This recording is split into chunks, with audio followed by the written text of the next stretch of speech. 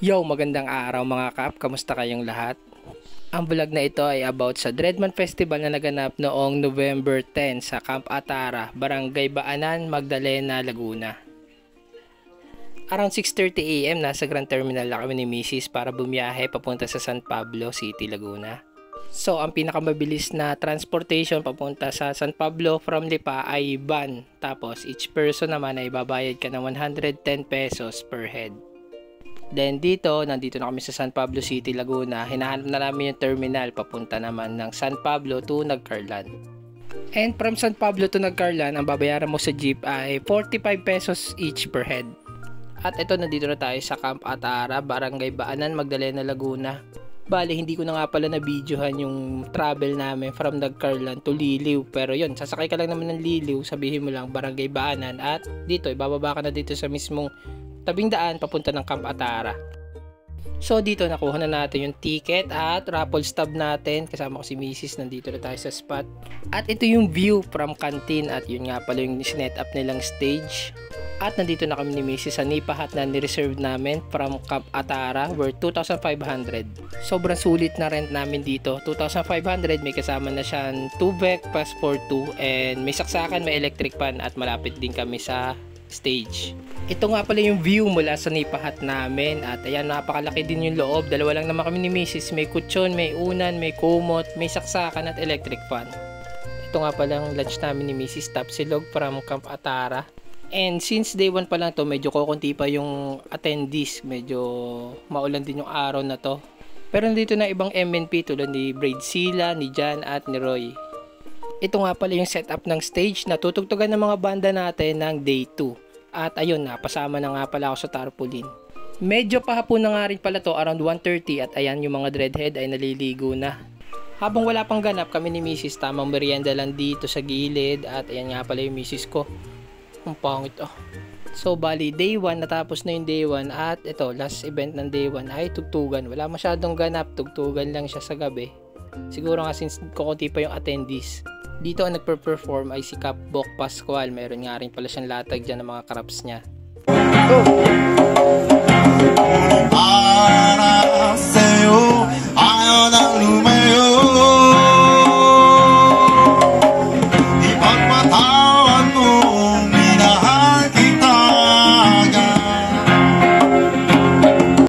At habang nakikinig kami sa mga kumakanta ay ayan, nagiinom sila Mrs.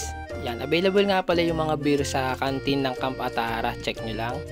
Next performer naman natin ay si Ras Dumaculem o si Roy. Kasama niya si Dreadzilla. Ayan. Ako ay pinagpala sa iyong ganda, babaeng maladyosa. Hintayin kita hanggang tayo'y muling magkita. At doon na nga nagtapos ang day 1 at dito naman day 2 na to. At dito na nga magaganap yung pinaka main event natin dito sa Dreadman Festival. Pero syempre bago umpisahan yung araw, almusal muna tayo. Ito nga pala yung free breakfast from Camp Atara dahil nag-avail kami nung nipa hut nila. Dito mapapansin nyo medyo dumami na yung tent sa iba't ibang sulok. May mapapansin ka, may mga naglalatag na rin ng mga crafts nila at dumami yung attendees dito sa camp. Ito nga pala yung ilan sa mga nakalatag na crafts dito. Ang mga crafts na ito ay likhang kamay ni Cap Bok Pascual. Ito naman ay solid na kape mula sa Kape ni Alab. At marami pang iba, may mga merch, may mga handcrafts at mini donuts. Dito habang hindi pa nag-uumpisa yung event, nag-ikot-ikot muna kami ni Mrs. at napakalaki ng campsite, napakaganda. Ang daming artists, ang daming dreadheads, iba't ibang dreadlocks, may natural, may natty, may synthetic, may extensions. At dito naisipan namin ni Mrs. bumili ng remembrance para sa Dreadman Festival at yun yung natipuhan ko nga pala, necklace yung nabili ko dito. At ito yung napili kong bilhin, wala naman kasi ako necklace at ito yung likhang kamay pa ni Cap Bok Pascual. Ayan, napakaganda, napakasolid. At yun naman yung anklet na nabili ni Mrs. para sa kanya. Dito man sa part na to ang lababo at saka comfort room ng site. Bali meron siyang 4 na cubicle, meron 2 para sa babae at meron din namang 2 para sa mga lalaki. Nag-o-offer din sila ng transport gamit ang kabayo worth 100 pesos. Malaking tulong na yun para sa mga lokal natin dito sa Magdalena at saka sa inyo rin kung marami kayong bitbit. Around 9:20 AM nagtatawag na sila ng mga attendees na sasali sa seminar at 3-strand challenge. Bali, kompleto na nga pala yung founding fathers ng MNP at yan. Dito naman sa bandang kaliwa is yung mga aspiring dreadlock artist natin na aattend ng seminar para maging member ng MNP. Andyan nga pala si Cap Paulo ng San Juan, umattend din siya. At dito ongoing na yung seminar natin dito sa Dreadman Festival, lahat ng gusto mong malaman. Sa part na to nagsasalta ay si Cap Jan or Root Clot. Ayan, barber seminar yung kanyang hinawakan at ayan, tamang kwento lang about basics, mga dapat mong malaman, mga dapat mong gamitin at yung mga dapat mong iwasan sa paggugupit. Para naman sa braid seminar, hinawakan siya ni Cap Dreadzilla or Cap Ian. Yan, pinakahalimaw mag-braid sa Pilipinas. At ang pinakahuli ay treatment seminar na hinawakan naman ni Cap Adeng Maron ng Dreadiculture. Sobrang sulit ng binayad mo dito kung mapapakinggan mo yung seminar. Ang dami mo matututunan. At after ng seminar, lunch break muna kami ni Mrs. Sinigang nga pala yung ulam namin dito, tsaka Shanghai. Pero tumatanggap din sila ng paluto. May mga luto sila dyan tulad ng sinigang, adobo at Bicol Express. Ayan, sa kantin ng Camp Atara. After ng lunch break, dito mag-uumpisa na kami ng 3-strand challenge. Napakadaming kasali dito, pati ibang members ng MNP ay lumahok. At ito nga pala si Johnny, isa sa mga tinitingnan kong magcha-champion kasi napakahusay na taong yan. At dito bandang 3 PM ng hapon ay nag-uumpisa na tumugtog yung ilang banda. Hanap ko sa jeep yung isang nali Rosaryo. Unlike last year na 1.5 hour lang yung oras mo para gumawa ng 3 strands, this time ay 3 strands pa rin yung gagawin mo pero ang haba ng oras, 3 hours yata o 4 hours yung binigay sa amin. Napakarami lumahok, mga kalabang ko rin sila last year, kasi yung iba pamilyar na mukha sa akin sa internet na alam ko rin mahuhusay. Friendly competition lang naman to, bali ang nag-champion nga pala natin dyan si Cap Marvin Tara ng Kabalin Dreadlocks. Hindi man tayo pinalad pero solid experience. So after noon ay top head repair session tsaka full head repair session tayo dito. Dito makikita nyo si Cap ay dyan nagtuturo kung paano ang tamang pagkakabit ng extensions. Ayan, kita nyo may mga sundot na yan. Sa internet ko lang nakikita yan. Pero syempre solid pag nakita mo siya sa personal. So merienda time after ng 3-strand challenge at repair session. Ayan, suporta tayo sa mga nakalatag dito na lokal. Ayan, mini donuts at kape ni Alab. Ayan, since day 1 tinitikman na namin yan ni Mrs. Sobrang solid niyan.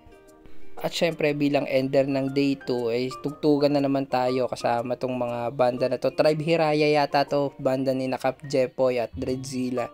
Bagong gawa lang siya. Nakakatuwang panoorin yung mga member ng MNP na nagpe-perform na hindi lang talaga sa dreadlocks umiikot yung buhay nila. Marami rin silang talent, napaka-talented.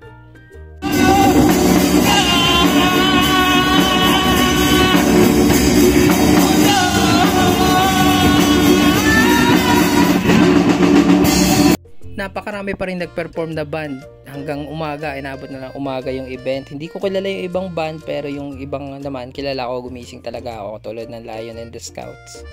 Hayaan, lumipad ang pangunawa, kamalayang tunay na malaya, wag magpapalin lang sa sarili mong kaisipan. At inabot na nga ng umaga mag-perform ang bandang Jamaica. Pero ayan, marami pa rin tao nakikinig. Isa na rin ako doon sa mga gumising para sa kanila. Mahiwagang halaman, huwag mo kong iiwan. Ito naman ay day 3 na. Bale, last day event na natin dito. Nagpapacking na yung iba. Yung iba umuwi na rin kagabi. Kami naman ni Mrs. ngayong araw pa lang kami uuwi. Gahanda lang kami. So bago yung free breakfast muna from Camp Atara. Gusto ko nga palang pasalamatan ng Camp Atara. Napakaganda ng service nila dito at napakabilis. Solid 10 out of 10. So day 3 medyo malakas yung alon ng ilog, pero syempre hindi kami magpapaawat dyan kasi last day na namin dito. Syempre maliligo kami. Sobrang salamat nga pala sa mga tao sa likod ng Dreadman Festival, lalo kay Cap Aija, kay Cap Jarayan, Tatang, sa Binhi at sa lahat ng tao sa likod ng production ng event na to. Sobrang solid, napakaganda experience. Sana taon-taon maganap to. Kaya yung mga aspiring dreadlock artist dyan, kung gusto nyo pa matuto, lumawak yung kaalaman nyo sa dreadlocks, ayan, inaimbitahan ko kayo sumali dito. Napakasulit ng entrance nyo dito. May kasama pang raffle stub, kung sinuswerte kayo sa raffle, bawi agad. Around 11:30 AM, all set na kami dito ni Mrs. Waiting na lang kami sa awarding. Bale, a-awardan nga pala kami dito ng mga bagong member ng MNP. May nagla-live art nga pala dito, napakasolid na resulta niyan, hanapin nyo lang sa Facebook. At tapos na yung awarding, hindi ko na na-videohan, paalis na kami dito sa Camp Atara. Maraming salamat sa experience. So wala pa kami tanghalian ni Mrs. Nasa San Pablo na kami dito bago umuwi. Dumaan muna kami para kumain at bagsak nga pala siya. Ayan, pauwi na kami dito. Maraming salamat sa experience. Salamat sa mga founding fathers ng MNP, sa lahat ng members, sa misis ko, sa family ko, at sa lahat na nagtitiwala sa Dreadlocks Factory. Para sa inyo to.